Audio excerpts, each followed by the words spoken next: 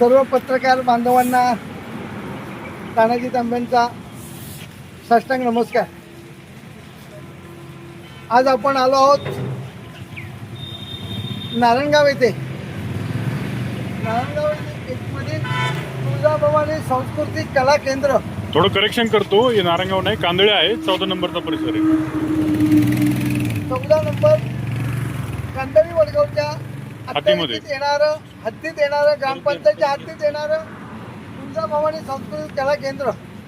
या कला केंद्रामध्ये पहाटे 5च्या दरम्यान गोळीबार झाला.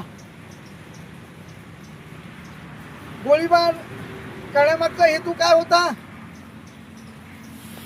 बैठक लावण्यावरनं गोळीबार झाला. बैठकीला येणारे गोळीबार करणारे हे चाकणमधील होते. जुन्नर तालुक्यातील सदर इसमावर गोळीबार झाला.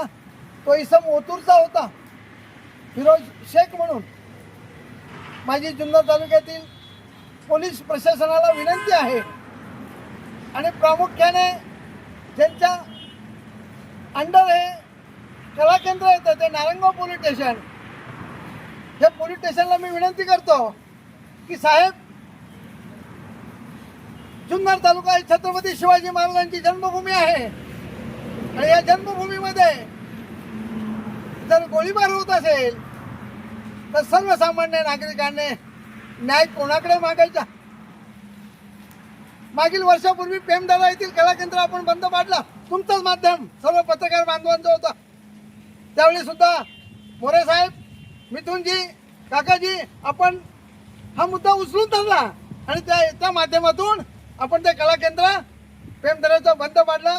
त्या गावकऱ्यांनी, त्या महिलांनी सुद्धा त्याला कडाडून विरोध केला.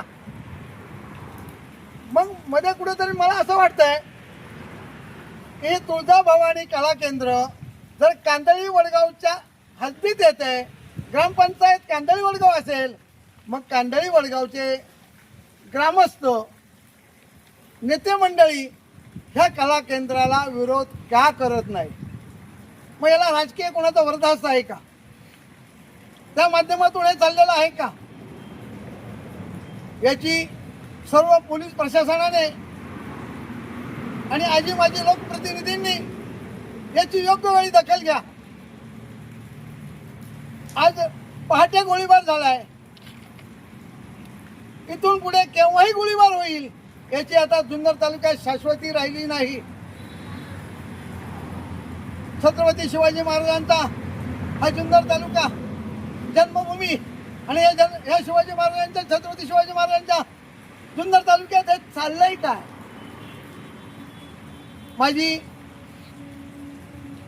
जुन्नर तालुक्यातील DYSP, SP साहेबांना विनंती आहे की साहेब, सदर प्रकरणात आपण सखोल चौकशी करा आणि शक्यतो आम्ही सामाजिक काम करत असताना, सामाजिक बांधिलकीचं जतन करत असताना मी जुन्नर तालुक्याला सर्वसामान्यांना, नागरिकांना आवाहन करतोय की असे चाललेले गैरधंदे हे बंद झाले पाहिजे. कारण जुन्नर तालुका हा सुजलाम सुफलाम आहे, शिवाजी महाराजांची पवित्र जन्मभूमी आहे.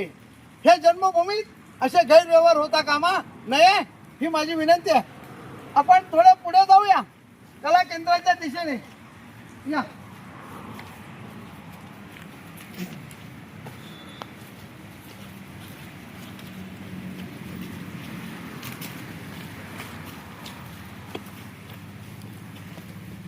तुळजाभवानी सांस्कृतिक कला केंद्र, याला शासनाने परमिशन दिलंय. पण शासनाने परमिशन देण्याचं कारण काय? की सांस्कृतिक कार्यक्रम करा. पण तुम्ही येथे जर नंगा नाच करत असाल, अश्लील चाळे करत असाल, इथे दारू पिली जाते, अनेक गैरमार्गाने व्यवसाय होतात, याचीही आपल्याला माहिती मिळाली आहे. हे पाहता इथे या रस्त्यामध्ये ठेवलंय, इकडे कुणी जायचं नाही म्हणून, आणि पुढेही हा गेट बंद केलाय. या पत्रकार बांधवांनो, या हा गेट बंद केलाय. मग पोलीस प्रशासनाने झालेल्या गोळीबारासंदर्भात याची चौकशी केली का? ही चौकशी केली असेल तर जुन्नर तालुक्याच्या जनतेला पारदर्शकपणे त्यांनी दाखवलं पाहिजे की झालेला गोळीबार हा आहे, जर तो इन कॅमेरा असेल, जर कॅमेऱ्यातनं त्यांनी डिलीट केला, ज्याप्रमाणे ओतूरमध्ये लॉजवर ज्या महिलेचा अंत झाला आणि त्या कॅमेऱ्यातलं सगळं डिलीट केलं गेलं, तीच अवस्था जर इथे होत असेल तर पोलीस प्रशासन याला जबाबदार धरलं जाईल. माझी पोलीस प्रशासनाला विनंती आहे की साहेब, येथील इन कॅमेऱ्याचं संपूर्ण चित्रीकरण आपल्या ताब्यात घ्या आणि त्याची शहानिशा करा की गोळीबार करणारे कोण होते, कुठले होते, ज्यांच्यावर गोळीबार झालाय ते कोण होते, याची संपूर्ण चौकशी होणं गरजेचं आहे.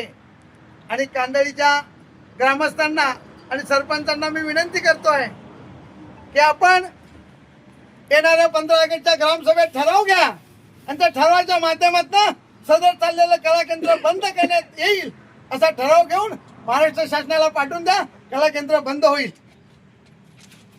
तांबे साहेब, पेमदराचं जे कला केंद्र आहे केवळ जुन्नर तालुक्याची संस्कृती बिघडू नये म्हणून सगळ्यांनी त्याला विरोध केला.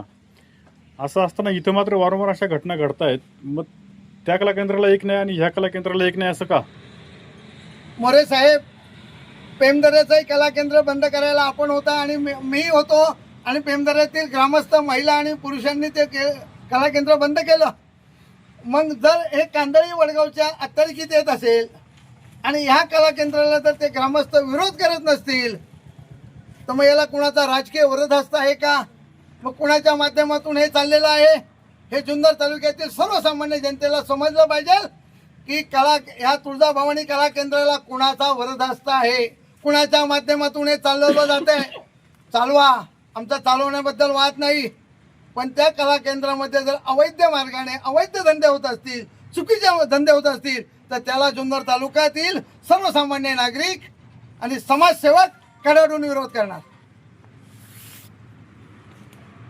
रात्री घटना झाली त्यानंतर यांनी जेसीबी बोलवला आणि हे जे बाजूचं आहे ते साफ देखील केले, ते दिसते आपल्या सगळ्यांना अनेक बातम्यांमध्ये दिसत आहे. साहेब, या तुम्हाला मी दाखवतो त्या मागचा हेतू काय असेल, त्यांचा साफ करण्यामागचा हेतू काय असेल. या क्षेत्रामध्ये या इथे बघा इथे या दारूच्या बाटल्या पडल्यात. ही दारू येते कुठून? यांचा दारू पुरवतो कोण? मग पहाटे 5-6 वाजेपर्यंत चाललेला नंगा नाच. ह्या दारूच्या बाटल्या, बिअरच्या बाटल्या, क्वार्टरच्या बाटल्या, मॅकडॉल, हे संपूर्ण तुम्हाला दिसतात. की हा माल येतो कुठून? कोणाचं माध्यम? कला केंद्र चालवणाऱ्या मालकाचं माध्यम. मग याला पोलीस प्रशासन, एक्साईजची सुद्धा ही जबाबदारी आहे की जर अवैध मार्गाने जर इथे दारूचा साठा होत असेल, यांना दारू पुरवली जात असेल तर एक्साईजने सुद्धा याची चौकशी करणं क्रमप्राप्त आहे. आणि नारायणगावच्या पोलीस स्टेशनला मी विनंती करतोय PI साहेबांना की साहेब, आपल्या अंडर येत आहे, आपण जातीने लक्ष घालून लवकरात लवकर इथे ज्या व्यक्तीवर फिरोज शेख गोळीबार झाला तो ओतूरचा आहे आणि ज्यांनी गोळीबार केला ते चाकणचे आहेत अशी माहिती आम्हाला मिळाली.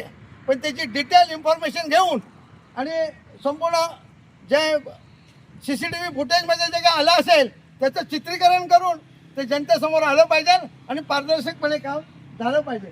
हे तुम्हाला दिसते मोरे साहेब, संपूर्ण JCBने हे साफ केलंय. मग साफ करण्यामागचा हेतू काय असेल? हे साफ का केलं गेलं? हे संपूर्ण हा परिसर JCBने साफ का केला? JCB का मागवला? याला कारण वेगळंच आहे.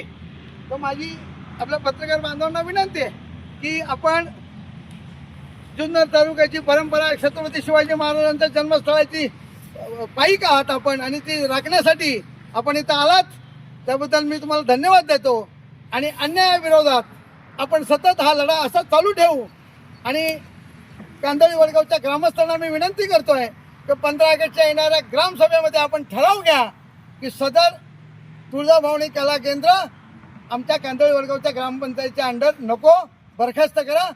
तो ग्रामसभेचा ठराव घेऊन तो शासनाला पाठवा, शासन त्यांची परवानगी रद्द करेल. धन्यवाद मोरे साहेब.